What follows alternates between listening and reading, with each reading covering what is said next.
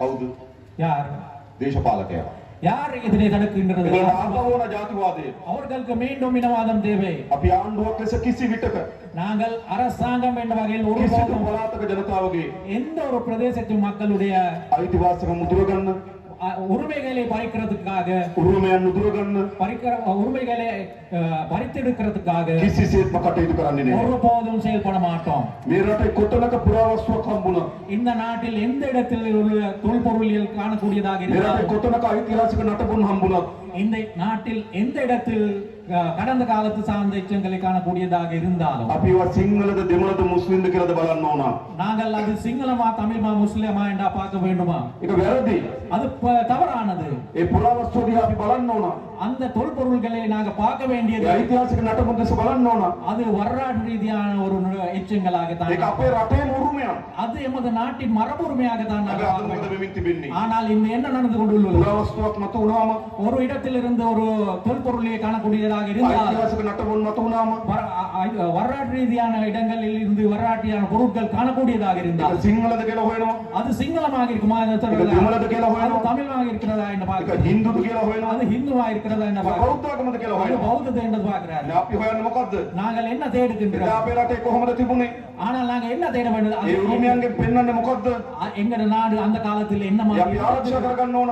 அது என்ன மாதிரி இருந்தது? අනාගත පරම්පරාව රැකලා දෙන්න ඕන.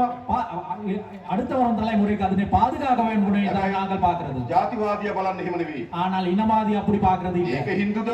இது ஹிந்துவாக இருக்கா? ඒක බෞද්ධද? அது பௌத்தமா இருக்கா? ඒ තමයි ජාතිවාදියාගේ ස්වභාවය. அதுதான் இனவாதியுடைய ඒ சுபாவம். මේගොල්ලන්ට ඕන විදි වෙන්නේ කුමක්ද?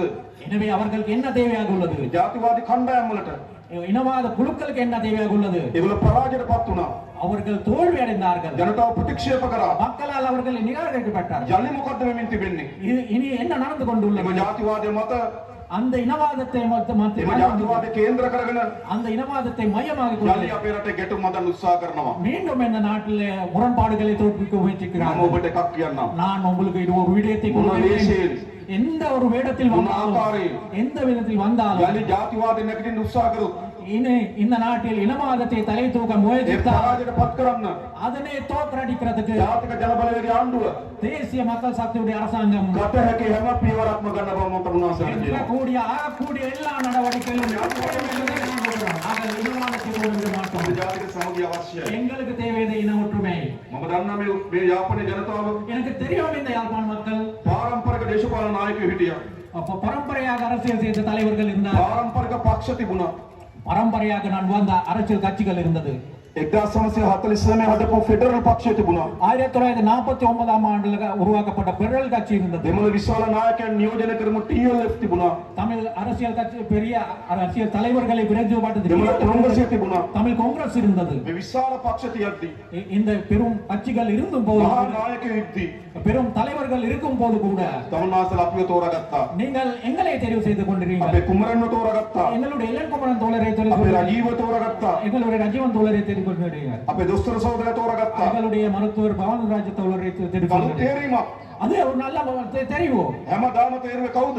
இதுக்கு முதல் என்ன எவரே தெரிவு செய்தார்? පැරණි පක්ෂ වලින් பழைய கட்சிகள் இருந்து தான் පැරණි නායකයෝ. பழைய தலைவர்களை தான் தெரிவு ඉතින් செய்தார். තමුන්නාසලා ஆனால் போன தேர்தலின் போது ජාතික நீங்கள் ජනබලවේගයට ඡන්ද දීලා தேசிய மக்கள் சக்திக்கு வாக்களித்து අලුත් කණ්ඩායමක් නියෝජිතයට තෝරාගත්තා. புதிய ஒரு அணியை நீங்கள் உங்களுடைய பிரதிநிதிகளாக தெரிவு செய்தீர்கள். තමුන්නාසලා අපි කරේ විශ්වාස ලැබුවා. நீங்கள் எங்கள் மீது நம்பிக்கை வைத்தீர்கள். මම එක සහතිකයක් දෙන්නම්. நான் ஒரு உறுதிமொழியை මොන வழங்குகின்றேன். දුෂ්කර තත්වයෙන් යටතේ හරි எந்த ஒரு கடினமான நிலைமையின் கீழ் තමුන්නාසලා අපි කරේ තබන සහතිකය இந்த நீங்கள் எங்கள் மீது வைத்த நம்பிக்கை, අපි කරේ තිබෙන විශ්වාසය எங்கள் மீதான நம்பிக்கை කිසිසේත්ම පිටින් ඉඩ නොදෙන බව මම සහතික කරනවා. எந்த விதத்திலும் முறியடிக்கிறதுக்கு விட மாட்டோம் என்பதை நான் உறுதியாக கூற விரும்புகின்றேன். ඒ වගේම අපි විශ්වාස කරනවා அதே போல எங்களை நம்பி තමුන්නාසලා நீங்கள் විසඳා ගැනීම සඳහා අපේක්ෂා කරන ප්‍රශ්න තියෙනවා.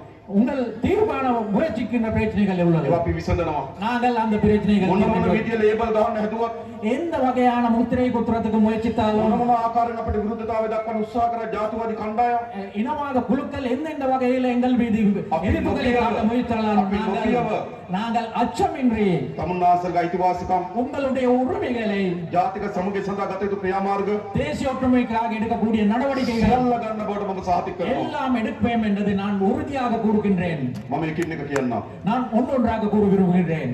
පළමු කොටම முதலாவதாக ආරක්ෂක හේතුන් මත பாதுகாப்பு காரணங்களுக்காக ජනතාවට අයිති ඉඩම් மக்களுக்குரிய காணிகள் පවරගෙන තිබෙනවා. எடுத்துக்கொண்டு வரப்பட்டுள்ளது. දැන් යුද්ධයක් නැහැ. அப்போது போர் ஒன்று இல்லை. අපිට කාට හරි කියන්න පුළුවන් යුද්ධ තිබෙන වෙලාවදී අවශ්‍ය වුණා කියලා. போர் இருந்த காலத்தில் அது நடந்தது என்று சொல்ல තවදුරටත් இனிமேலும் ආරක්ෂක හේතු වියයි කියන මුවා වෙමින් ஆனால் பாதுகாப்பு காரணங்களுக்கு லேபிள் காட்டிக்கொண்டு ජනතාවගේ ඉඩම් மக்களுடைய காணிகளை ආණ්ඩුව අතේ තියාගෙන ඉඳ අයිතියක් නැහැ. அரசாங்கத்தில் வச்சுக்கொள்ள இருக்கிறதுக்கு අපි உரிமை இல்லை. නිදහස් කළ හැකි හැම ඉඩමක්ම விடுவிக்கக்கூடிய எல்லா காணிகளையும் තමුන්නාසලා නිදහස් කරලා දෙනවා. உங்களுக்காக நாங்கள் விடுவித்து தருகின்றோம். අපි කියන්නේ விவசாயம் செய்யறதுக்காக நாங்கள் கொடுக்கின்றோம். අපි වැඩ කරන්නේ நாங்கள் வேலை செய்யறது යුද්ධයක් එයි කියලා බලාගෙන නෙවෙයි.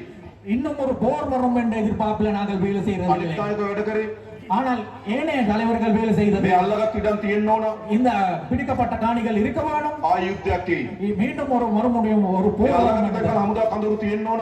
இந்த பிடித்துக் கொண்டிருக்கின்ற ராணுவம் மீண்டும் ஒரு போர் வரும் என்று. හැබැයි අපි වැඩ කරන්නේ நாங்கள் வேலை செய்யறது அப்படி இல்லை. යුද්ධයක් එයි කියලා හිතාගෙන නෙවෙයි. போர் வரும் என்ற நினைச்சல் යුද්ධයක නතර කරන තමයි ජාතික ජනබලවේගය වැඩ කරන්නේ. நாங்கள் தேசிய மக்கள் சக்தி வேலை செய்யறது போர் உருவாக்கும் இருக்கிற நிலைமையை தடுக்கிறதுக்காக. ඒකයි ආණ්ඩුවක වගකීම. அதுதான் அரசாங்கத்தின் ඒ கடமை. විතරක් නෙවෙයි. அது மட்டுமல்ல, අපි දන්නා මේ පළාත් වල இந்த பிரதேசங்கள் எங்களுக்கு தெரியும் විශාල පාරවල් ප්‍රමාණයක් වහලා තිබුණා. பெரும் பாதைகள் மூடப்பட்டுள்ள. අපි පියවරෙන් පියවර நாங்கள் படிப்படியாக ඒ පාරවල් அந்த வீதிகளை යලි විවෘත කරනවා. மீண்டும் திறந்துපත් கொண்டுள்ளது. තමුන්නාසල් නිදහසේ කටයුතු කරන්න. உங்களால் சுதந்திரமாக செயல்படக்கூடியதாக. මේ විතරක් නෙවෙයි කොළඹත් පාරවල් වහලා තිබ්බා. அது மாத்திரமில்லை, இந்த பிரதேசத்து மாத்திரமில்லை, கலம்புலே பாதைகள் கூடிதான் இருந்தது. ජනාධිපති මන්ත්‍රී ඉස්සරහා පාර වහලා තිබ්බේ. ஜனாதிபதி மந்திரிக்கு முன்னால் இந்த வீதி අරලියා මන්ත්‍රී ඉස්සරහා පාර වහලා තිබ්බේ. அரளியா மந்திரி என்ற இடத்தில் உள்ள பாதை கூடித்தான் இருந்தது. අපි ඒ පාරවල් උත්තරිය நாங்கள் அந்த வீதிகளையும் திறந்தோம்.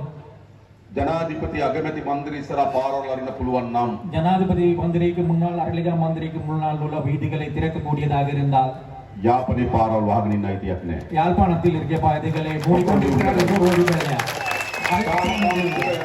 යලි යථා තත්ත්වෙ යාපනයේ කියනවා.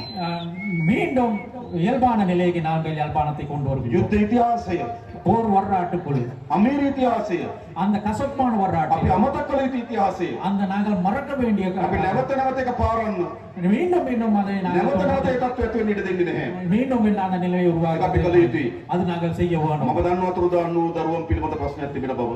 காணாமல் போனாக்களுடைய பிள்ளைகள் අපි හැකි තරම් උත්සාහ කරනවා. நாங்கள் இயலுமான அளவுக்கு முயற்சிக்கின்றோம். ඔබගේ දරුවා உங்களுடைய பிள்ளை ආණ්ඩුවට බාර දුන්නා නම්, அரசாங்கத்திடம் ஒப்படைக்கப்பட்டதாக, පොලිස් ස්ථානකට බාර දුන්නා නම්, போலீஸ் நிலையத்தின் மீது හමුදා ஒப்படைக்கப்பட்டதாக, කඳවුරකට බාර දුන්නා නම් ராணுவ முகாமின் ඒ දරුවට මොකද වුනේ කියලා அந்த பிள்ளைக்கு என்ன நடந்தது என்பதை සොයා බැලිය යුතුයි. நாங்கள் தேடி பார்க்க வேணும். ඒක වගකීම් සහිත රජයක වගකීමක්. அதுதான் பொறுப்புள்ள அரசாங்கத்தின் கடமை. මම දන්නවා අතුරුදහන් වූ දෙමව්පියන්ගේ වේදනාව. பிள்ளைகள் காணாமல் போன தாய்மார்கள், தந்தைமார்களுடைய வேதனை எனக்கு தெரியும். සාමාන්‍ය කෙනෙක් මිය ගියපුවාම ஒரு சாதாரண ஒருவர் இறந்து போன අපි දේහ දකිනවා. அவருடைய உடலை நாங்கள் காணக்கூடியதாக මතාවත් කරනවා. அவர்களுக்காக இறுதி கிரியைகள் நாங்கள் අපි மேற்கொள்வோம். විසින් ඔසවා ගිහිලා භූමි දාන කරනවා. நாங்களே கொண்டு போயிட்டு அவருக்கான அடக்கம் අපිම සතියක් දෙකක් කඳුළු හොලනවා. நாங்களே ஒரு கிழமை 2 கிழமை அவருக்காக ටික கண்ணீர் වෙලාවක කාලයකදී අපි සුවපත් වෙනවා. கொஞ்ச காலம் போக பொழுது நாங்கள் ஆறுதல் அடைகிறோம். හැබැයි දරුවෙක් අතුරුදහන් වුණාම එහෙම නෙවෙයි. ஆனால் ஒரு பிள்ளை காணாமல் போனான் නැවත නැවත අම්මා හිතනවා ජීවත් වෙනවද? அந்த பிள்ளை வாழ்வோடு இருக்கிறாரோ என்ற எங்க இருக்கிறாரா என்ற தாய் විශාල වේදනාවක්. அது ஒரு பெரும் வேதனை. මම දන්නවා ඒක. அது எனக்கு தெரியும். මගේ ඥාති සහෝදරයත් අතුරුදහන් වුණා. என்னுடைய சகோதரர் ஒருவரும் அவரான காணாம போனவர். අපි දන්නවා දෙමව්පියන්ගේ වේදනාව. எனவே எங்களுக்கு தாய்மார்களுடைய ඒ නිසා ඒ தன்மை, පිළිබඳව எனவே அது தொடர்பாக වේදනාව සමනය වෙන්න அந்த வேதனை இல்லாம දරුවන් ගැන ඇත්ත දේ කිවිය යුතුයි. பிள்ளைகள் தொடர்பாக உண்மையை நாங்கள் ඒ சொல்லுவோம். කාගේවත් පරිගන්න නෙවෙයි. அது எவரிடம் இருந்தும் பழிவாங்க කාගේවත් පිළියට යවන්න නෙවෙයි.